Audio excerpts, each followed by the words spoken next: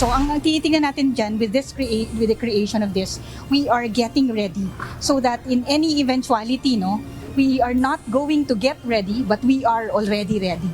Plano ng pamunuan ng Sandataang Lakas ng Bansa ang pagbuo ngayong taon ng bagong unit ng Armed Forces of the Philippines Strategic Defense Command. Layunin nitong pangunahan ng strategic operation at mga joint military exercise. Layon din itong pabilisin ang response time ng AFP sa anumang banta o sakuna at pag-isahin ang intelligence, civil military operations at combat operation. Ang tinitingnan natin dito yung fusion ng ating triad, no? Ang intelligence natin, ang ating CMO operations as well as our operations. Para yung fusion nitong tatlong to, mas madali yung speedy decision making, yun yung talagang titingnan natin dito. Sa ngayon, nasa ilalim ng Training and Doctrine Command ng AFP ang mga ginagawang pagsasanay gaya ng nagpapatuloy na balikatan exercise.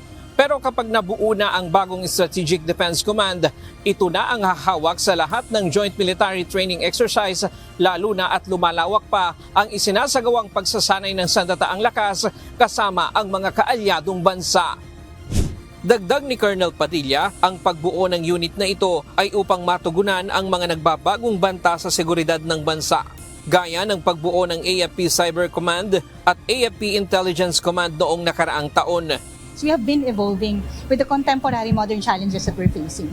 We have been creating units to address the modern challenges that we are facing right now. So we have been created, no, yung ating Cyber Command, and then we already also came up with our Intelligence Command. And nakikita nyo naman yung fruits ng efforts nito with the different accomplishments nitong previous months. Lumalabas lahat yan with our transparency initiatives. Nakikita nyo lahat yung mga ginagawa ng AFP.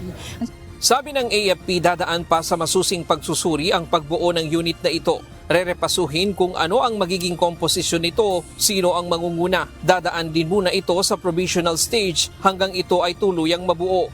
Inihalin tulad ng AFP ang bubuuing unit sa Joint Operation Command ng Japan Self-Defense Force na layong pag-isahin at pamunuan ang lahat ng unit ng Japan Self-Defense Force gaya ng ground, air at maritime upang pabilisin ang pagtugon sa mga banta at sakuna, pahusayin ang koordinasyon sa lahat ng unit ng militar at matiyak ang kahandaan sa krisis.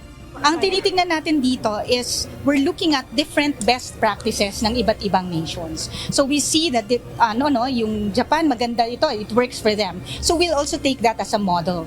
And also, the best practices of other countries, kukunin din natin ito, pagsasama-samahin natin ito. Ryan Lacanlale, UNTV News and Rescue. Diyos ang aming sandigan, serbisyo publiko ang aming pinahahalagahan.